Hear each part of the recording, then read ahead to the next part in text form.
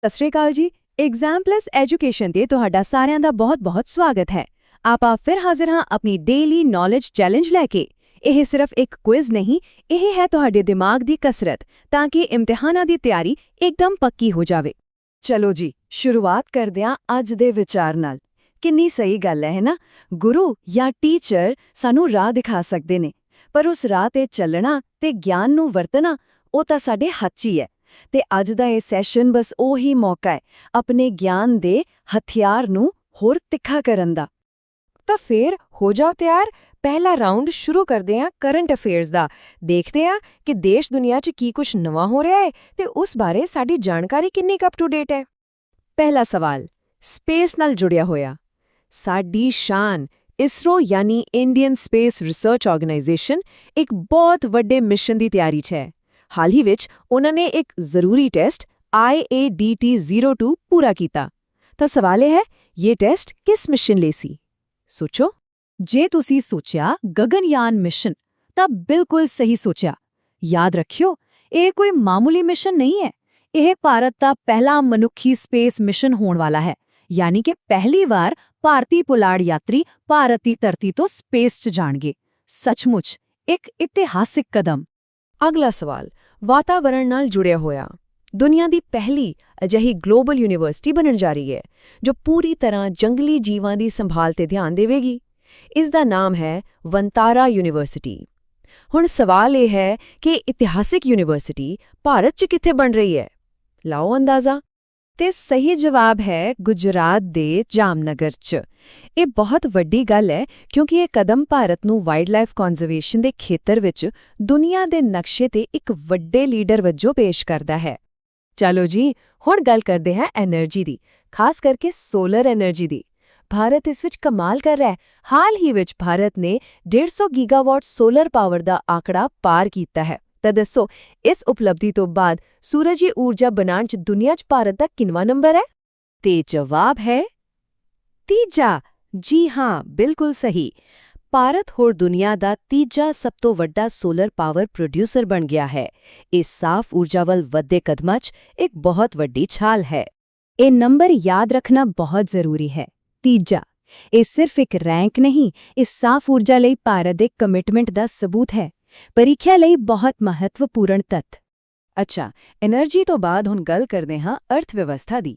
Asian development bank ਯਾਨੀ ADB ਨੇ ਵਿੱਤੀ ਸਾਲ 2026-27 ਲਈ ਭਾਰਤ ਦੀ ਇਕਨੋਮੀ ਦੀ ਗ੍ਰੋਥ ਦਾ ਅੰਦਾਜ਼ਾ ਲਗਾਇਆ ਹੈ। ਕਿ ਕਿਸੇ ਨੂੰ ਪਤਾ ਹੈ ਕਿ ਉਹ ਅੰਦਾਜ਼ਾ ਕੀ ਹੈ? ਕਿੰਨੀ ਰਹੇਗੀ ਗ੍ਰੋਥ ਰੇਟ? ADB ਦੇ ਮੁਤਾਬਿਕ ਇਹ ਅੰਕੜਾ ਹੈ 6.9%।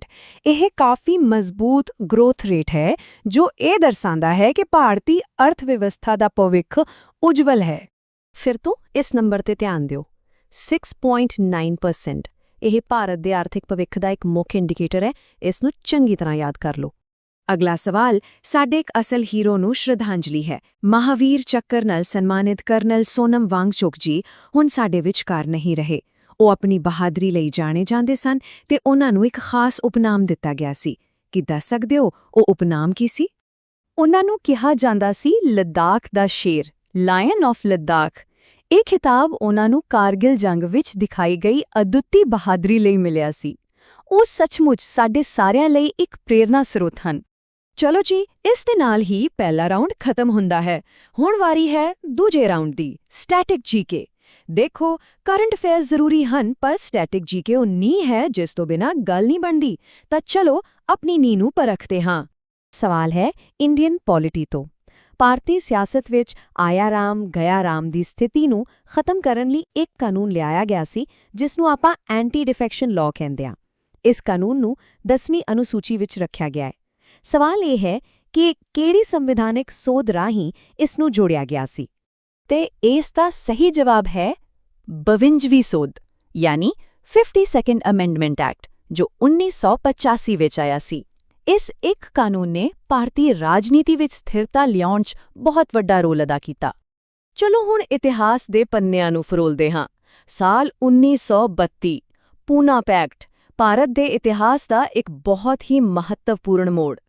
ਇਹ ਸਮਝੌਤਾ ਮਹਾਤਮਾ ਗਾਂਧੀ ਅਤੇ ਇੱਕ ਹੋਰ ਮਹਾਨ ਸ਼ਖਸੀਅਤ ਵਿਚਕਾਰ ਹੋਇਆ ਸੀ। ਦੱਸੋ, ਉਹ ਦੂਜੀ ਸ਼ਖਸੀਅਤ ਕੌਣ ਸੀ? ਉਹ ਸਨ ਬਾਬਾ ਸਾਹਿਬ ਡਾਕਟਰ B.R. ਅੰਬੇਡਕਰ। ਇਹ ਪੈਕਟ ਦਲਿਤ ਭਾਈਚਾਰਿਆਂ ਦੇ ਅਧਿਕਾਰਾਂ ਅਤੇ ਸਮਾਜਿਕ ਨਿਆਂ ਲਈ ਇੱਕ ਇਤਿਹਾਸਿਕ ਕਦਮ ਸੀ। ਬਹੁਤ ਜ਼ਰੂਰੀ ਸਵਾਲ ਇਹ। ਅਤੇ ਇਸ ਰਾਉਂਡ ਦਾ ਆਖਰੀ ਸਵਾਲ ਸੰਸਦ ਦੀ ਕਾਰਵਾਈ ਨਾਲ ਜੁੜਿਆ ਹੋਇਆ। ਦੇਖੋ, ਕਈ ਵਾਰ ਅਸੀਂ ਹੁੰਦਾ ਹੈ ਕਿ ਲੋਕ ਸਭਾ ਤੇ ਰਾਜ ਸਭਾ ਵਿੱਚ ਕਿਸੇ ਬਿੱਲ ਤੇ ਸਹਿਮਤੀ ਨਹੀਂ ਬਣਦੀ, ਤਾਂ ਸੰਵਿਧਾਨ ਦੀ ਧਾਰਾ 108 ਦੇ ਤਹਿਤ ਦੋਵਾਂ ਸਦਨਾਂ ਦੀ ਇੱਕ ਜੁਆਇੰਟ ਸਿਟਿੰਗ ਬੁਲਾਈ ਜਾਂਦੀ ਹੈ। ਸਵਾਲ ਇਹ ਹੈ ਕਿ ਜਦੋਂ ਇਹ ਦੋਵੇਂ ਸਦਨ ਇਕੱਠੇ ਬੈਠਦੇ ਨੇ ਤਾਂ ਮੀਟਿੰਗ ਦਾ ਪ੍ਰਧਾਨ ਕੌਣ ਹੁੰਦਾ ਹੈ? ਤੇ ਇਸ ਦਾ ਜਵਾਬ ਹੈ ਲੋਕ ਸਭਾ ਦੇ ਸਪੀਕਰ। ਜੀ ਹਾਂ, ਰਾਜ ਸਭਾ ਦੇ ਚੇਅਰਮੈਨ ਨਹੀਂ, ਬਲਕਿ ਲੋਕ ਸਭਾ ਦੇ ਸਪੀਕਰ ਹੀ ਇਸ ਸਾਂਝੀ ਬੈਠਕ ਦੀ ਪ੍ਰਧਾਨਗੀ ਕਰਦੇ ਹਨ। ਇਹ ਯਾਦ ਰੱਖਣਾ। ਲੋ ਜੀ, ਇਸ ਦੇ ਨਾਲ ਹੀ ਸਾਡੀ ਅੱਜ ਦੀ ਗਿਆਨ ਦੀ ਕਸਰਤ ਇੱਥੇ ਹੀ ਖਤਮ ਹੁੰਦੀ ਹੈ। ਇਹ ਸਿਰਫ ਸਵਾਲ ਜਵਾਬ ਨਹੀਂ ਸਨ, ਇਹ ਸੀ ਇੱਕ ਮੈਂਟਲ ਜਿਮ ਆਪਣੇ ਦਿਮਾਗ ਦੀਆਂ ਮਾਸਪੇਸ਼ੀਆਂ ਨੂੰ ਮਜ਼ਬੂਤ ਕਰਨ ਲਈ। ਅੱਜ ਆਪਾਂ ਕੀ ਕੁਝ ਨਹੀਂ ਦੇਖਿਆ, ਸਪੇਸ ਮਿਸ਼ਨਾਂ ਤੋਂ ਲੈ ਕੇ ਇਕਨੋਮੀ ਦੇ ਅੰਕੜਿਆਂ ਤੱਕ, ਗਲੋਬਲ ਪੱਧਰ ਦੀਆਂ ਯੂਨੀਵਰਸਿਟੀਆਂ ਤੋਂ ਲੈ ਕੇ ਇਤਿਹਾਸਿਕ ਸਮਝੌਤਿਆਂ ਤੱਕ ਤੇ ਸੰਵਿਧਾਨ ਦੀਆਂ ਬਰੀਕੀਆਂ ਤੱਕ।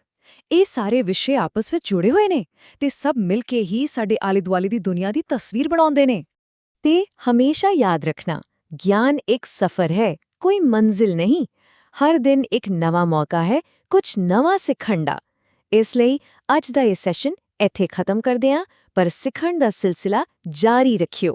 ਮਿਲਦੇ ਹਾਂ ਅਗਲੇ ਗਿਆਨ ਵਧਾਊ ਸੈਸ਼ਨ ਵਿੱਚ। ਉਦੋਂ ਤੱਕ ਸਿੱਖਦੇ ਰਹੋ ਤੇ ਅੱਗੇ ਵਧਦੇ ਰਹੋ।